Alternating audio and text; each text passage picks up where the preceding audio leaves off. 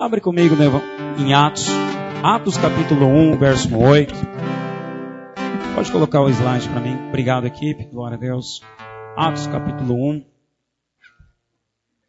Vamos ler o verso 8. Vamos compartilhar o estudo de Atos.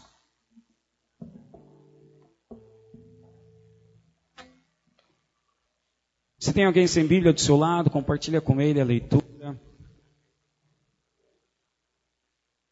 Aleluia.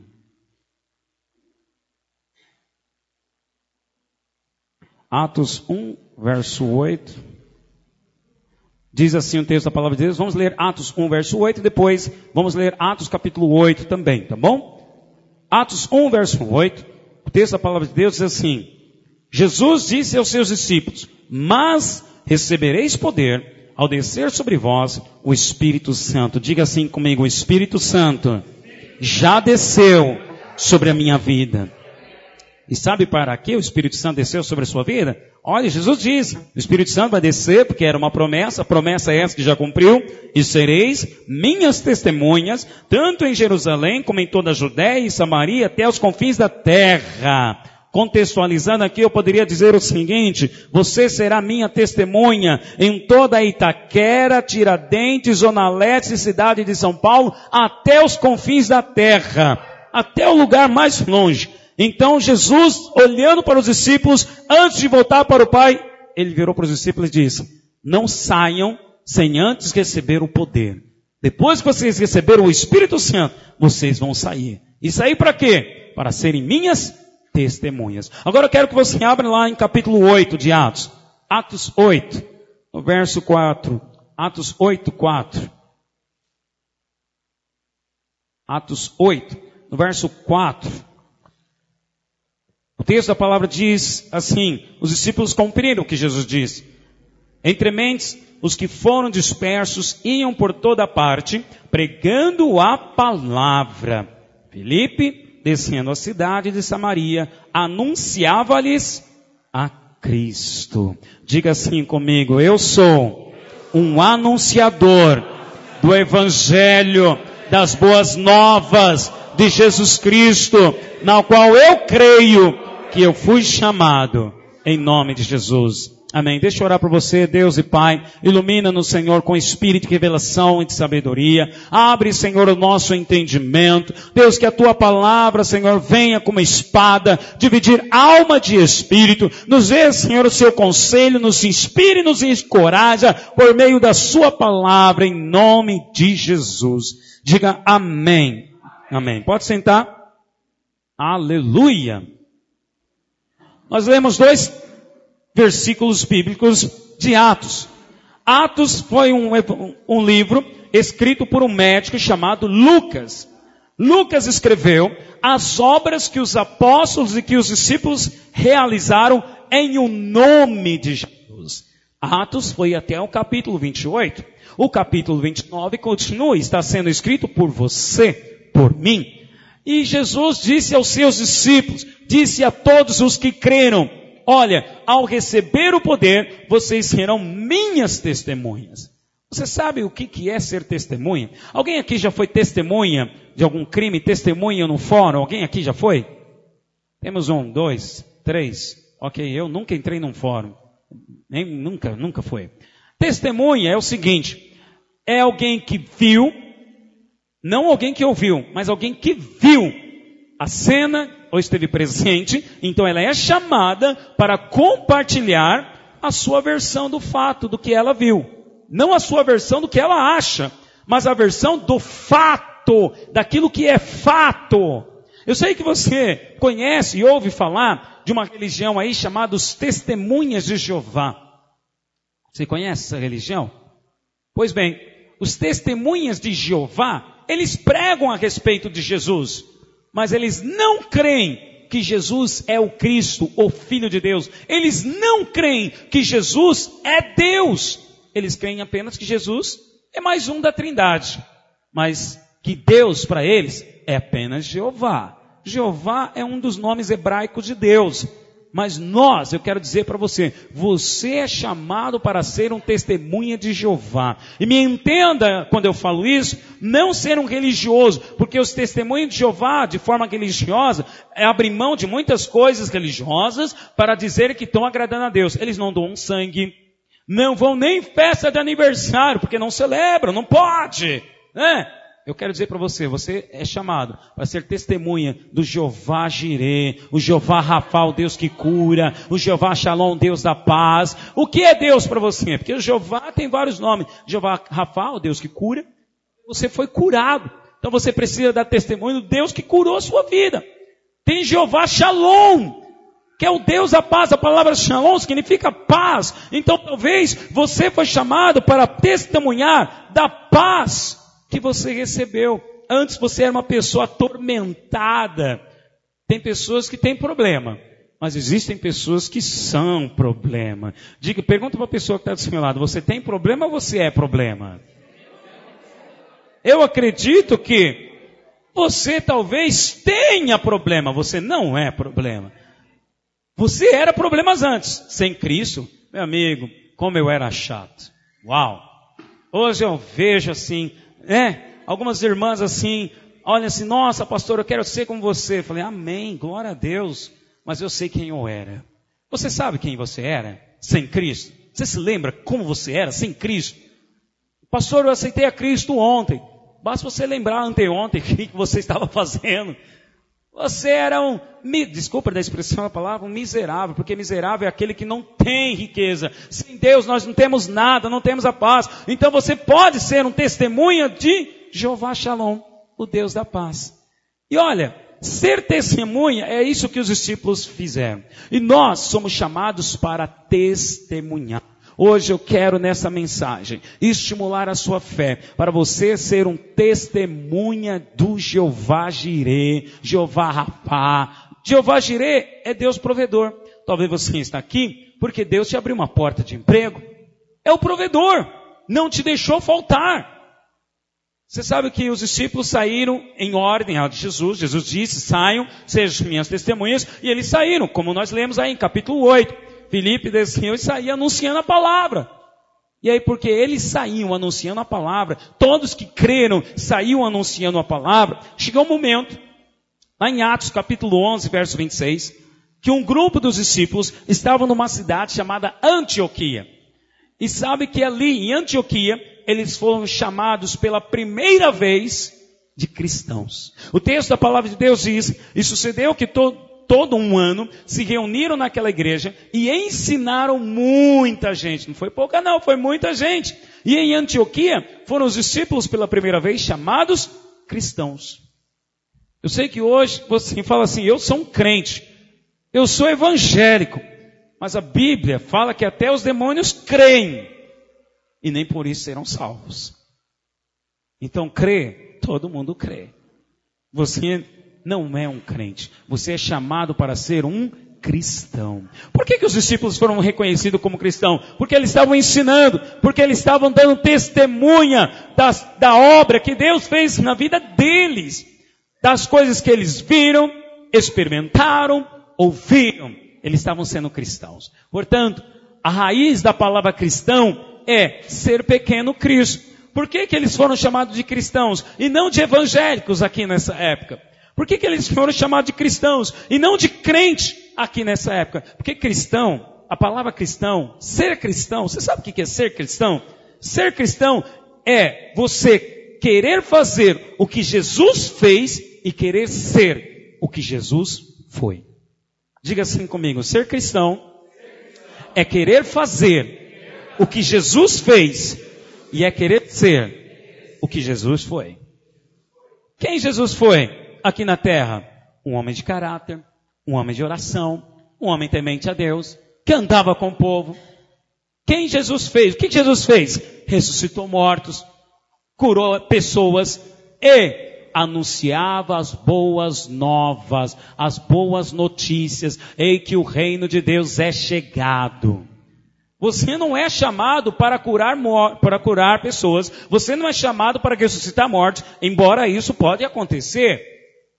Mas você é chamado para ser um proclamador da palavra. E à medida que você anuncia, está escrito lá em Marcos capítulo 17, à medida que você anuncia a palavra, diz assim: e esses sinais acompanharão os que creem. Que sinais? Quando colocarem as mãos sobre os enfermos, eles serão curados. Quando expulsarem os demônios, as pessoas serão libertas. Então você é chamado para ser uma testemunha. Agora eu pergunto a você, essa pergunta é para você refletir. Você tem sido o que Jesus foi? Você tem feito o que Jesus fez? Se não, a partir de hoje eu quero nessa mensagem estimular você a ser quem Jesus foi e a fazer o que Jesus fez. Ou seja, ser um verdadeiro cristão. Abrir mão de ser um evangélico. Abrir mão de ser apenas um crente, mas ser um cristão. O povo aqui recebeu um apelido. Uau, esse pessoal estão falando igual Jesus. Estão fazendo as mesmas coisas que Jesus fez. Estão sendo como Jesus foi. E por essa razão, eles foram chamados então de discípulos. Então ser cristão é ser como Jesus foi e fazer o que Jesus fez. Agora nós vamos ser chamados de cristãos ou evangélicos? Como que vamos ser chamados? Eu espero que seja de cristão. Ou seja, em virtude da sua personalidade, em virtude de quem você é, que você expressa a Cristo, e em virtude da obra que você também faz. Eu sei que aqui muitos podem pensar assim, mas como que eu vou sair, pastor? Eu cheguei na igreja agora. Como que eu vou sair para fazer o que Jesus fez? Porque alguns dizem assim, eu não estou preparado. Essa palavra, não estou preparado, ela persegue a maioria das pessoas quando convertem a Cristo. Você talvez tenha dito isso para si mesmo. Eu não estou preparado. Então, nesse momento, eu quero apenas ir para a igreja, receber a bênção e ir embora para minha casa. Como diz aquela canção, eu vim buscar... Não, como que é? Deus tem bênção para dar. Eu vim buscar minha bênção. E Deus tem bênção para dar. É um corinho antigo aí. Eu sei que Deus tem bênção para dar. Mas Deus te chama para ser um cristão. Você é chamado para ser testemunha porque você é cristão. Agora deixa eu dizer algo para você. Você não vai na sua força. É interessante que esse povo aqui, que nós estamos lendo, os discípulos, eles ouviram, era um povo judeu, religioso, cria em Deus, ouviu as obras que Deus fez, quando abriu o mar vermelho, e deixou o povo saindo do Egito, ouviu as obras que Deus fez, derrubando a muralha de Jericó, ouviu os relatos, olha, Deus fez o sol parar, e talvez eles pensassem assim também, Senhor, como que nós vamos fazer isso? Justamente, Deus deu a resposta.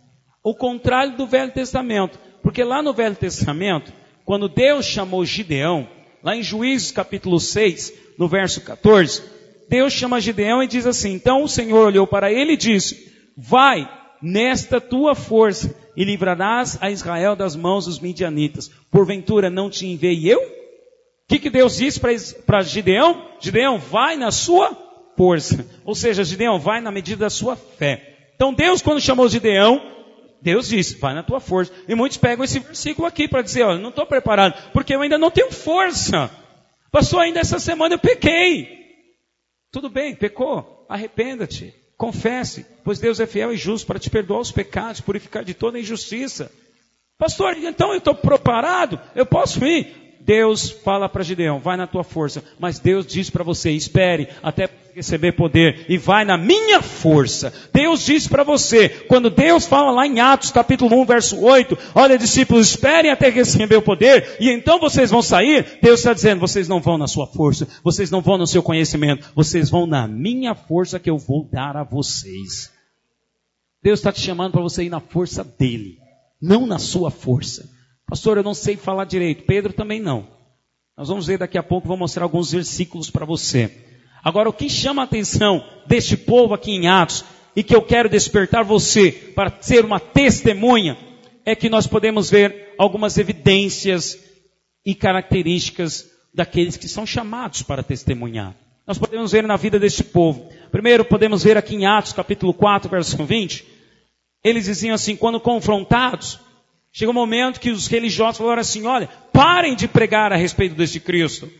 Parem de causar burburinho aqui na cidade. Então Pedro respondeu, porque não podemos deixar de falar do que temos visto e ouvido. Atos 4:20. Olha o que diz Pedro, eu não posso deixar de falar do que eu tenho visto e ouvido.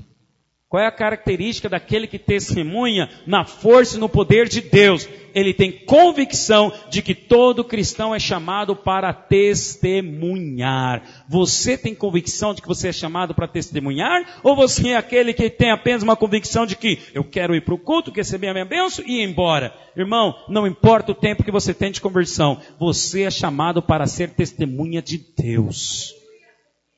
É interessante que no texto aqui, depois você pode conferir na sua Bíblia, no contexto, capítulo 4, Pedro e os apóstolos estão sendo impedidos de pregar Jesus. Eles estão falando, para de falar de Jesus. Por acaso você já foi chamado de crente chato? Lá vem aquele crente. Rapaz, desfaz a roda aí porque o menino vem vindo lá. Talvez a sua família, não chama fulano não, porque ele é crente. Se chamar ele vai pregar Jesus aqui para nós. Ele vai falar das coisas dos crentes aqui para nós. Sua família te evita. Seus amigos zombam, caçoam. Fica tranquilo, bem-aventurado, homem feliz você é, porque o Espírito da glória de Deus habita em você. E você não pode deixar de falar das coisas que você vê e ouve. Agora presta atenção, como que tem que ser isso? Como que é isso? Eu me lembro, há um tempo atrás, quando eu entrei numa empresa, fui contratado, e eu coloquei assim numa ficha de entrevista, eu coloquei assim que o meu hobby era ler livros e escutar músicas cristãs. Aí o entrevistador perguntou, você é crente? Eu falei, olha, eu sou cristão. Sim, sou evangélico, para ele entender. Tá, ok. Resultado, fui aprovado na ficha, mas aí no primeiro dia de trabalho, o meu chefe virou assim para mim e falou, olha, mas você não é igual esses crentes aí que fica parando a máquina, né, para ficar falando de Jesus. Você não é igual esses crentes aí que fica pichando no banheiro, Jesus te ama não, né? Eu falei, não, fica tranquilo que eu não preciso fazer isso. Eu não preciso fazer isso. Você vai ler o Evangelho através da minha vida. Eu não preciso sair pichando. Presta atenção. Pedro está dizendo, olha, eu não posso parar de falar do que tenho visto e ouvido. Mas você não pode ser aquele tipo de crente que fica enrolando no trabalho. Para dizer, não, é as coisas de Jesus, é as coisas da igreja. Ei, você está lá no trabalho, você está sendo pago. Então honre o tempo que você vendeu para o seu patrão. Alô, me ouça. Pastor, você está dizendo para eu não falar as coisas de Jesus no trabalho? Não, em absoluto, eu não disse isso. Eu vou ser franco para você. Tem empresas que não querem mais contratar, eu vou falar evangélico, o crente para você entender, não querem mais contratar porque o crente chega atrasado, antes chegava atrasado porque era da balada, agora chega atrasado por causa da vigília, aí eu estava na vigília. Teve uma vez que uma pessoa falou assim, eu estou virado. Falei, eu sabia, voltou a beber. Não, é que eu fui na vigília. Tem aqueles que ainda ficam lá escrevendo na mesa, no banheiro, não faça isso. Porque isso mancha o nome de Jesus. Isso mancha o nome de Jesus. Os teus vizinhos, os teus colegas de trabalho precisam ver que você é testemunha. Você é um cristão. Não é um crente e nem um evangélico. Você é um cristão. Irmão, falar de cristão, de crente. Vamos lá. Tem muita gente famosa aí que se diz crente. Muito jogador de futebol que se diz crente, você sabe. E que está aí, aprontando todas, dançando músicas, axé, e dizendo, nós sou de Jesus, sou de Jesus. Irmão, nós somos chamados para ser testemunhas. Mas olha só, você não é chamado para ser testemunha dessa forma. As pessoas precisam ver Cristo em você. Não é o seu conhecimento. Tem uma frase que eu separei aqui de um pastor chinês chamado Watchman. Watchman, ele diz assim, há mais valor em conhecermos a Deus do que em termos conhecimento intelectual da Bíblia. Você não é chamado para testemunhar do seu conhecimento. Você não é chamado para testemunhar das coisas que você sabe. Você é chamado para testemunhar do Deus que você conhece. O Deus da Bíblia que você experimenta. Então a grande pergunta é, você tem visto e você tem ouvido? pode ter certeza que à medida que você se relaciona com Deus, pastor, como que é isso? Na prática, é você orando. Na prática, é você se relacionando com os demais cristãos. Na prática, é a sua vida de célula. Na prática, é você lendo, é você recebendo instrução de outro. Dessa forma, você está tendo um encontro com Cristo. E sabe o que vai acontecer? As pessoas vão reconhecer, você está mudado. Tem alguma coisa diferente em você. Essa semana, o Vado estava me contando que eu acredito que o Vado antes aprontava todos, porque ele falou assim, que nessa semana chegaram lá na mesa do trabalho dele, do escritório, e falaram assim, o que aconteceu? Foi a mulher da faxina, né, Vado? O que aconteceu, seu Vado? Ele, o que foi? Estou doente? Aconteceu alguma coisa? Né? O que foi? Não, a sua mesa está organizada. Você está ouvindo aqui música cristã? Uau! Até isso, olha só, acontece a transformação. Olha o que diz Atos 4, verso 13. Pedro, nosso Vado aqui é tipo um Pedrão. Né? Pedro era super desorganizado. Pedro era aquele pessoa que falava pelos cotovelos, inconstante muitas vezes. Mas olha só o que diz Atos 4, verso 13. Então, eles, vendo a intrepidez de Pedro e João, sabendo que eram homens iletrados e incultos, admiraram-se e reconheceram que haviam eles estado com Jesus. As pessoas não precisam ver que você fala bem, não. Só precisam ver que você tem estado com Jesus. Pois bem, foi só Jesus entrar na vida do Vado que ele ficou um pouquinho mais organizado, né, Vado? O que Jesus mudou na sua vida? As pessoas estão notando isso? Percebendo isso? É disso que você tem que dar o testemunho.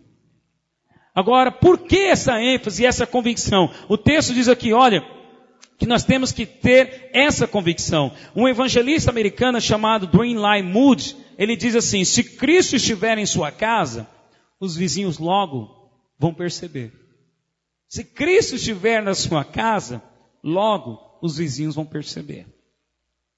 Mas não vão perceber, não é só por... Não que adianta você colocar a música evangélica na maior altura, mas estar berrando, gritando lá com seu filho, com seu marido.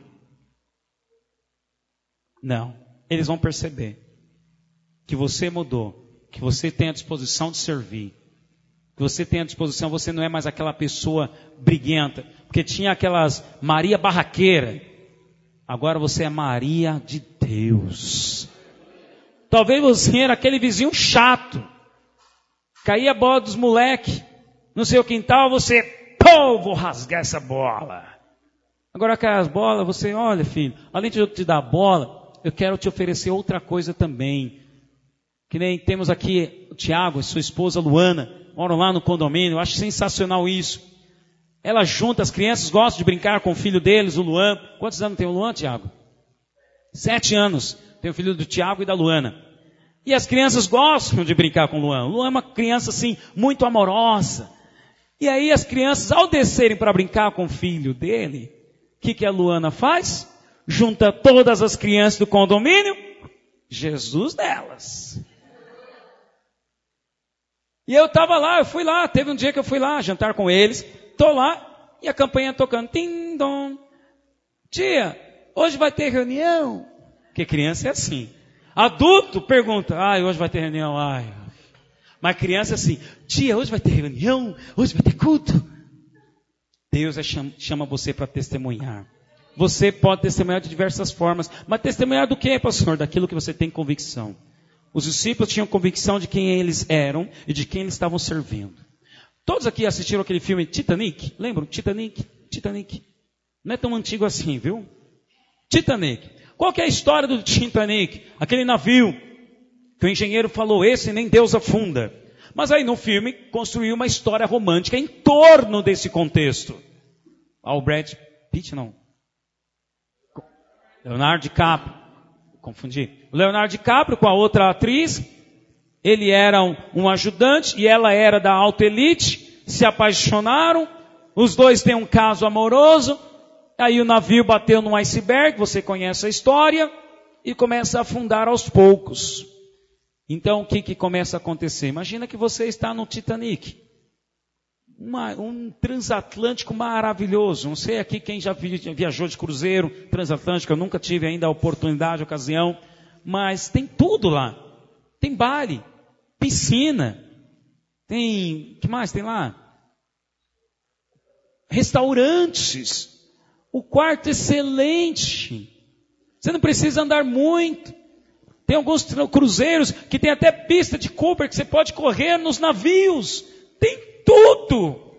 Aí imagina que você está lá, você pagou, você juntou o dinheiro de um ano, pegou seu 13º, agora eu finalmente vou fazer meu cruzeiro. Não aquele que só vai até Angra dos Reis e Santos volta. Não, mas aquele que desce, vai até Buenos Aires, aí depois volta pelo Mar del Plata, Montevideo, e vem vindo pelas praias do sul. Maravilhoso. Aí alguém chega em você para cortar o seu barato. Você está lá, curtindo. Uma alegria. Aí alguém chega para cortar o seu barato dizendo assim, ei, olha, escuta, o navio vai afundar. Você está louco? Você não está vendo? O navio está aqui, ó, inteiraço. Porque o navio, quando ele fura, ele não afunda de uma vez, ele afunda aos poucos. Então essa pessoa não creu. Por quê? Porque ela não viu o buraco. Ela não está crendo. Mas o outro que viu o buraco, ele está falando com convicção. Você precisa sair, vamos pegar o bote, porque o navio vai afundar. Você sabe o final da história do Titanic. Ele afundou, Leonardo DiCaprio morreu, e a senhorinha ficou lá para contar a história. Agora, você não está no Titanic, você está no Mundanic. Diga assim comigo, Mundanic. Mundanic é esse mundo. Ele está afundando. Aos poucos. Não afundou ainda. Você continua vivo. Está curtindo. Tem aqueles que ainda dizem assim, tá vendo? Eu nem fui no culto.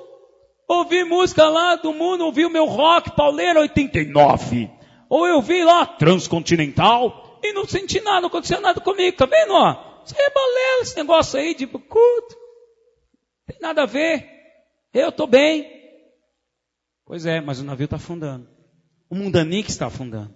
Não à toa que o autor de Hebreus, no capítulo 10, verso 25, ele diz, olha, não deixemos-nos de congregar, como é costume de alguns, porque o dia se aproxima. O dia maiúsculo, o tribunal de Cristo, o dia em que todos vão se apresentar. Não estou dizendo que você vai perder a sua salvação, não estando em congregação, não estando reunindo. Não estou dizendo de perder a salvação. Estou dizendo de perder o galardão. De você perder o seu tesouro que você acumulou nos céus. É isso que eu estou falando. Os discípulos aqui, ao testemunhar, eles viram, o barco está afundando, então nós temos que sair anunciando, testemunhando para todo mundo. Agora, que tipo de cristão você é? Você é o cristão que só você põe o colete? Você pôs o colete, sua família nada, seus amigos nada, seus vizinhos nada? Não, o importante sou eu. E aí você põe lá sua Bíblia debaixo do braço, põe lá a roupa de crente, cabelinho para o lado, para quem tem cabelo, né?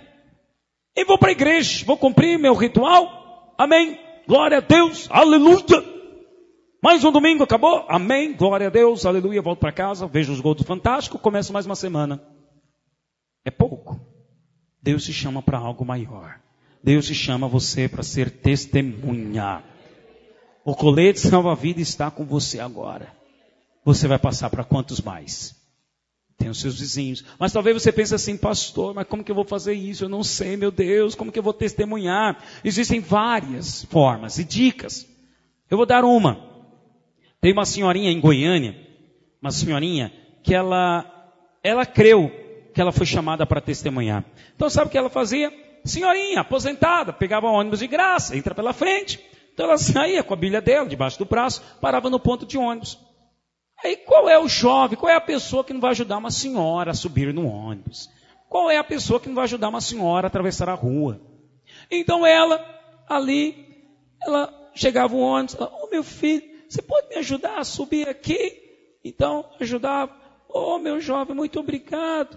Aí acabava que ela construía um relacionamento, uma amizade, ela pegava a Bíblia dela e abria lá em Romanos capítulo 10, verso 9. Meu filho, eu não estou entendendo o que está escrito aqui. Você pode ler para mim, por favor? ela dava a Bíblia para outra pessoa ler para ela. Aí quando lia, sabe o que estava escrito? Se creres com o seu coração e confessares com a sua boca que Jesus é o Senhor, você será salvo. Aí a pessoa lia, aí ela terminava, então meu filho, você quer fazer essa oração agora comigo? Testemunhando. Você pode testemunhar de diversas formas. Outra dica que você pode fazer também, nessa semana, convide um amigo, convide um vizinho vazio.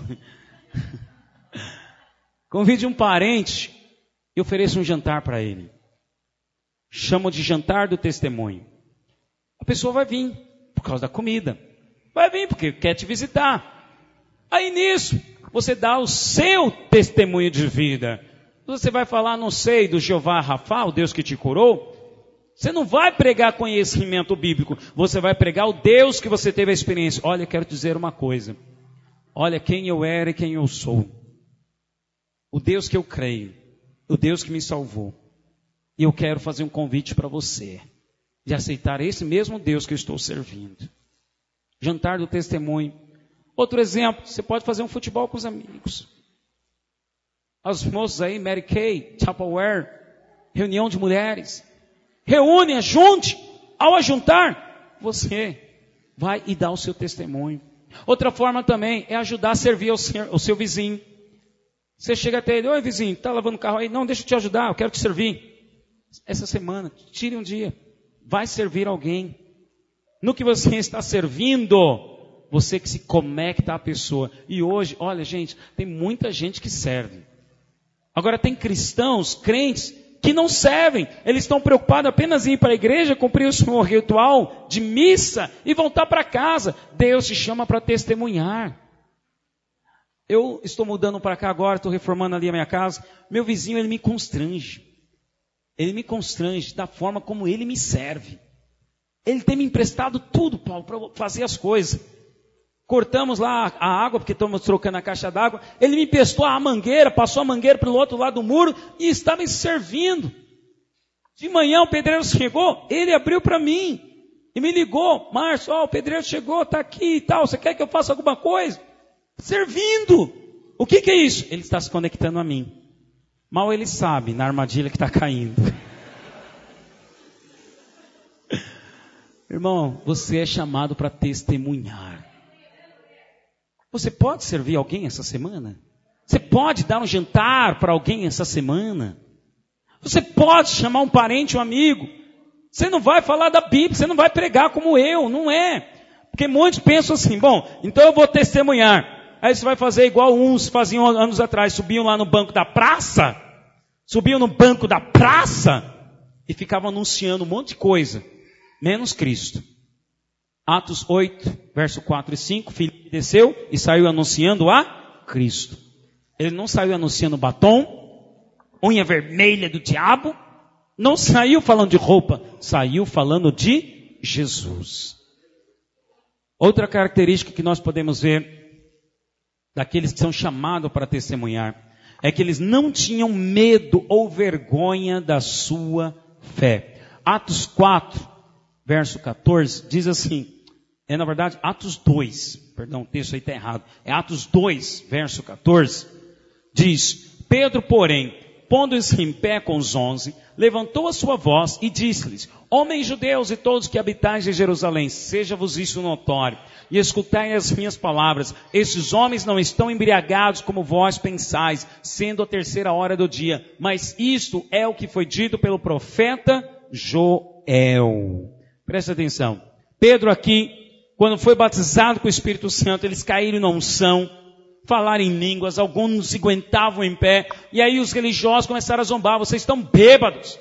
E aí Pedro se levanta, o mesmo Pedro que antes negou Jesus, antes que o galo cantasse 3 vezes, inconstante antes, mas depois do encontro com o Espírito Santo, virou Pedro rocha, firme. Agora Pedro não tem mais vergonha. Antes, Pedro estava com vergonha. Quando perguntaram para ele, você é um deles, você fala igual a eles. Eu não conheço esse homem, eu não conheço, não sei quem ele é, mas depois do Espírito Santo, Pedro agora se levanta para anunciar, olha, nós não estamos bêbados, olha, nós não somos fanáticos, mas o que está acontecendo aqui é o que está escrito na sua Bíblia, o que escreveu o profeta Joel. Pedro agora se levanta para dizer o que diz a Bíblia. E sabe qual foi o resultado desse testemunho de Pedro? 3.000 almas se converteram e foram batizadas para a glória de Deus. Eu vou ser franco com você. Tem pessoas que, infelizmente, têm vergonha de ser cristãos. Vergonha. As pessoas têm, porque tem crente detetive secreto, agente secreto. Tem crente agente secreto. A Bíblia dele é do tamanho de um celular. Bom, ninguém pode ver que eu estou indo para o culto agora. É domingão, mas ninguém pode ver. Irmão, você é chamado para testemunhar. Vou ser franco. Não tenha vergonha. Tenha ousadia. Tenha fé. Não tenha medo de anunciar. Os discípulos saíram anunciando. Não importa o contexto que você está vivendo dentro da sua família, no trabalho. Se estão evitando você, não tenha vergonha de dizer, sim, eu sou cristão. E anuncie, fale. Por quê? Quem crê, ele não fala de doutrina, mas ele fala da sua fé. Você não foi chamado para testemunhar de doutrina, mas você foi chamado para testemunhar da sua fé. Abra comigo lá o texto de Atos capítulo 17. Quero que você veja esse texto comigo agora. Atos capítulo 17. Agora é Paulo testemunhando. Mais um dos que saíram para testemunhar. Paulo que antes perseguia e agora está saindo para testemunhar a respeito de Deus. Atos capítulo 17, o verso 16. Acompanha comigo a história. Paulo saiu para fazer uma viagem, chegou a uma cidade chamada Atenas, na Grécia, e está escrito assim, a respeito dessa viagem de Paulo. Enquanto Paulo os esperava em Atenas, o seu espírito se revoltava em face da idolatria dominante da cidade. Então, olha só, tinha uma idolatria, muitas imagens. Por isso, dissertava na sinagoga entre os judeus e os gentios piedosos. Também na praça, todos os dias, entre os que se encontravam ali. E alguns dos filósofos epicureus e estoicos contendiam com ele. Havendo quem perguntasse, que quer dizer esse tagarela? E outros, parece pregador de estranhos deuses, pois pregava Jesus e a ressurreição.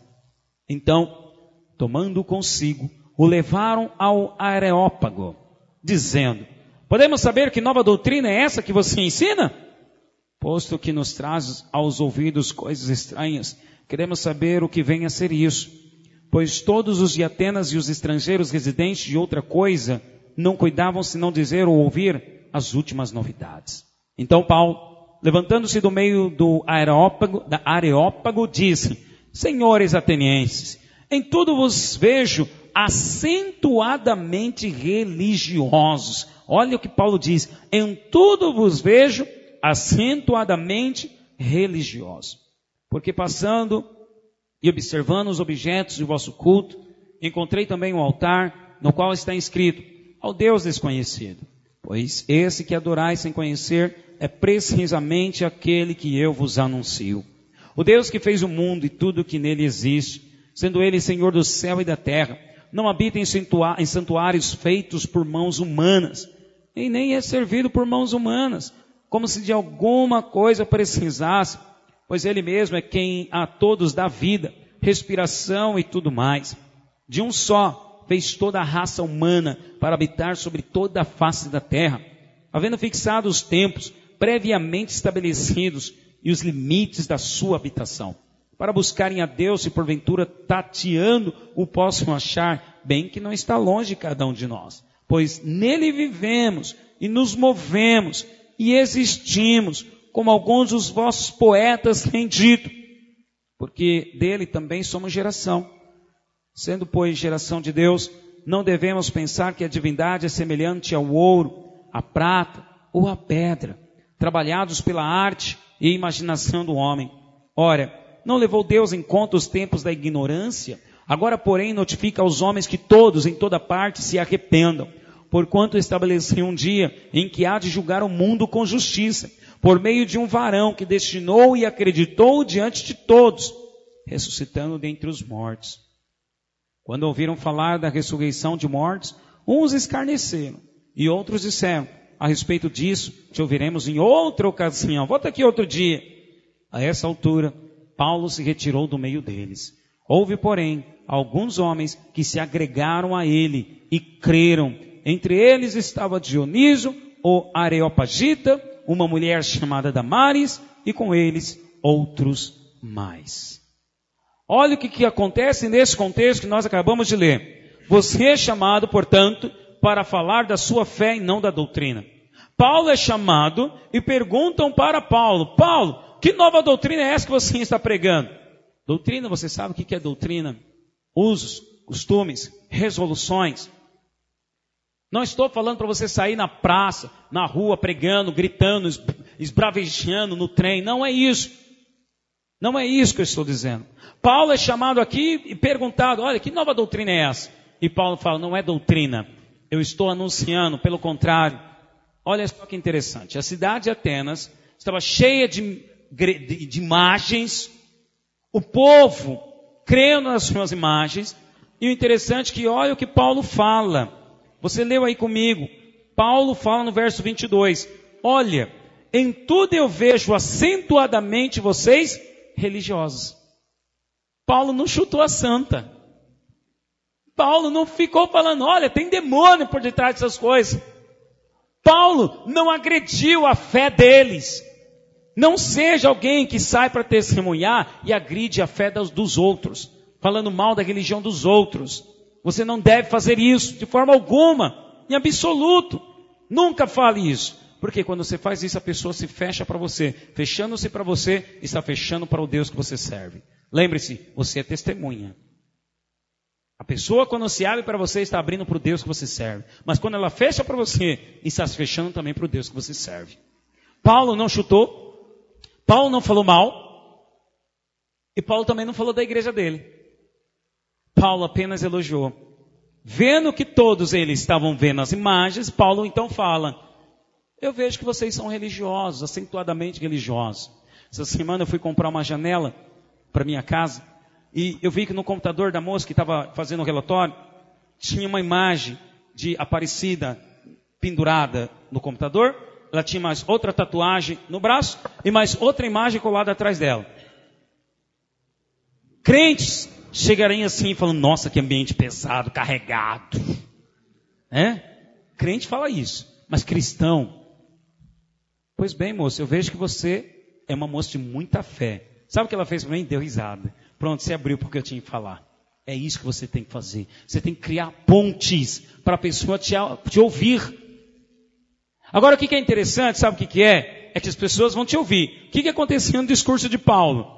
Paulo discursou. E Paulo falou: olha, esse que você está crendo, que você não conhece, é o Deus que eu estou servindo. Então presta atenção, essa imagem que você está adorando é o Deus que eu estou pregando. Porque Deus não é, olha, você busca Deus, mas Deus não é feito por mãos humanas. Deus não é servido por mãos humanas. Deus não precisa disso. Deus não habita na prata, no ouro e nem pedra. Arrependa-se.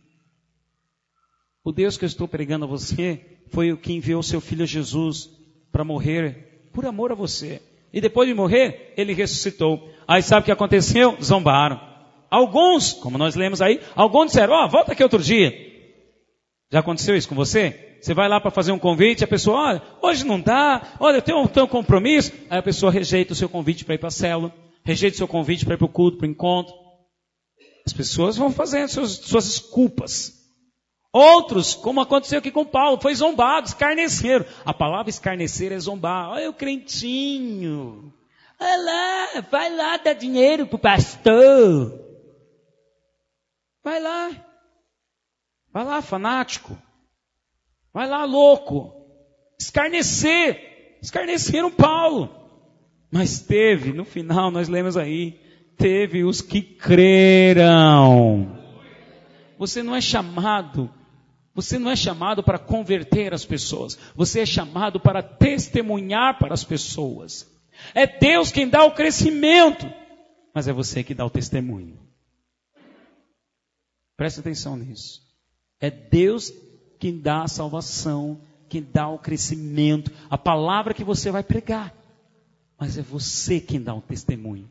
Se você ficar de boca calada, se você não tiver um comportamento no qual agrada a Deus, isso não vai valer de nada.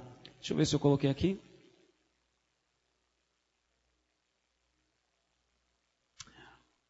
Outra frase que eu separei do evangelista americano Moody, essa frase eu achei sensacional. De 100 homens, um vai ler a Bíblia. 100 homens reunidos, apenas um vai ler a Bíblia. Mas 99 vão ler a vida do cristão. Você é chamado para testemunhar. Você é chamado para colher. É tempo de colheita. Você vai colher a sua família. Você vai colher os seus vizinhos. Eu sei que talvez você está há muito tempo sem falar com seus parentes, com a sua família. Talvez você é aquele tipo de pessoa que nem o seu vizinho nem te conhece.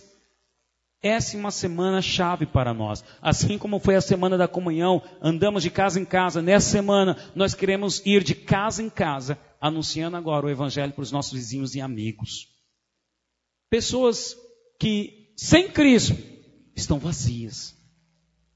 Pedro, quando estava indo para o templo, encontrou um mendigo e disse assim: eu não tenho nem ouro, nem prata, mas o que eu tenho, eu te dou. Em nome de Jesus, levanta-te e anda. Você não é chamado para pregar que Deus vai dar casa. Você não é chamado para pregar, olha, vem para Jesus, que Jesus vai te dar um carro. Você é chamado para falar, olha, arrependa dos seus pecados. Eu tenho um Deus que cura, que salva e que pode abençoar você. Se você tiver a fé neste Deus, então as outras portas e todas as demais coisas vão ser acrescentadas sobre a sua vida. Essa é uma semana especial. Não somos chamados para sermos um clube santo, fechado, a Crentolândia. Quero estar com meus irmãos. Essa semana nós temos que não ser uma panela fechada, mas ser uma panela aberta. Vai ter contato com as pessoas, vai se relacionar com as pessoas, vai servir o seu vizinho, vai chamar as pessoas que estão porventura desviadas. Seja um instrumento nas mãos de Deus. Você pode, porque você não vai na sua força. Você vai na força de Deus.